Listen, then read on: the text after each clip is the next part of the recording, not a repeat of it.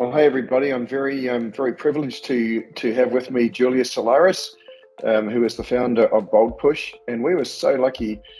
We just had Julius speaking at our sales kickoff event in Miami. It was a fantastic event, and Julius's session just blew everybody away with his knowledge and his analysis of what's happening in the industry.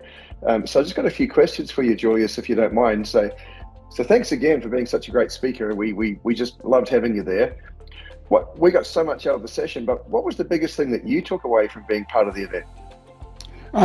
Yeah, first of all, what a pleasure to be with you in Miami. It was amazing. Great company.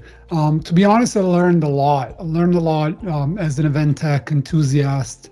I learned more about, venue technology specifically, and how right now it's probably one of the most exciting parts of the hospitality tech piece. If you pull it all together, I feel venue management for events is growing like crazy. The numbers you shared with me in terms of your growth, revenue, it's just incredible. And I feel we're just the tip of the iceberg right now. I think there's so much to do in that sense. And so you inspire me to dig deeper and expect more content that way.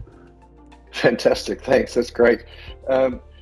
It's sort of leading on from that. How do you view the roles that venues have in the overall event ecosphere, and is that changing? Do you think?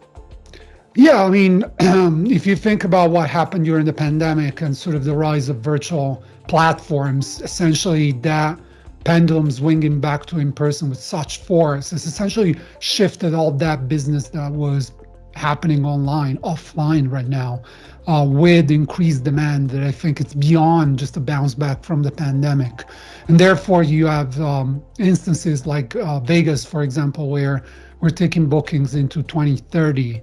And so it's just crazy how, at the end of the day, venues need to juggle all of this demand coming in, but at the same time, they have to be able to manage relationships with meeting planners, which will remember the times when relationships kind of have been passed for business, or there's not been flexibility of willingness to be in for the long term.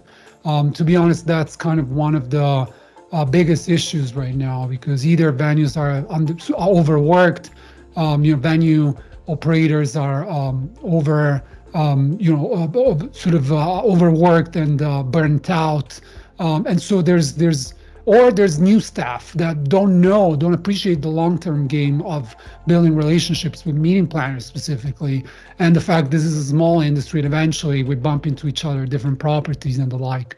The last thing you want to do is like to compromise the relationship for a quick short-term business, and therefore venues need to use all of the tools available to secure their relationship, to be fast in the communication, to make sure that every possible avenue is kind of taken into consideration in terms of flexibility.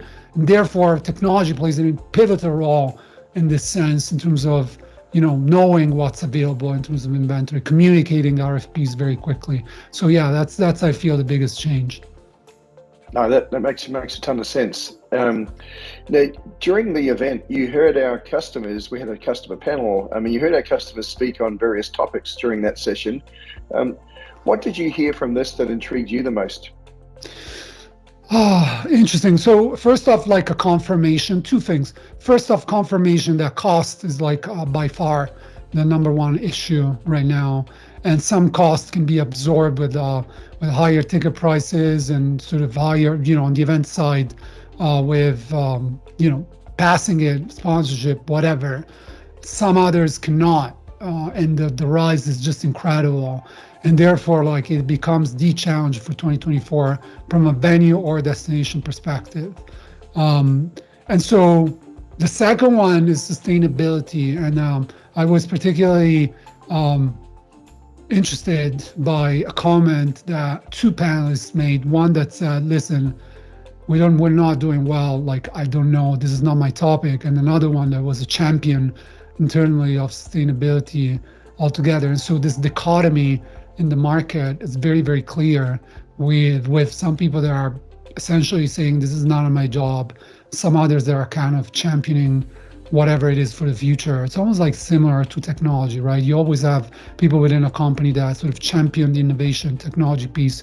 Some others that just say, I don't want nothing to deal with that. Problem is that this is not tech. This is the environment we're living in, and I feel sustainability is an existential threat to our industry per se.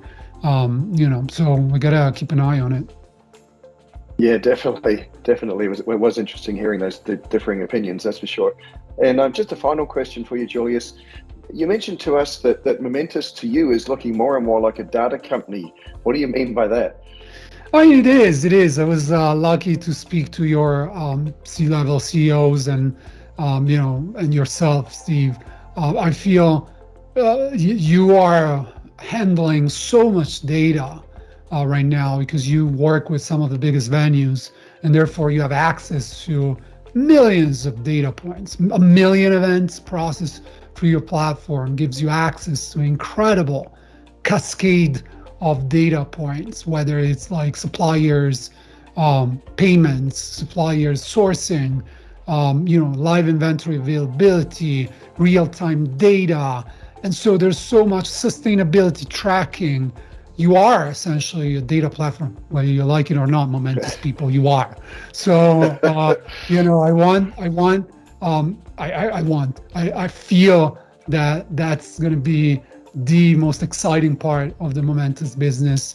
And I'd love to see how you take the data piece and make it usable and useful for event professionals, for venue managers. Because at the end of the day, it's not like we don't have data. We have a ton of data already. So it's not that we need more data. We need intelligence. And so I feel you are an intelligence platform for the events industry. That's great, and yeah, really, really great insights. And look, as always, a great pleasure to speak with you. Thank you so much, and look forward to continuing to follow you and see what other interesting things you can uncover in the event tech world. So again, Julius, thanks so much.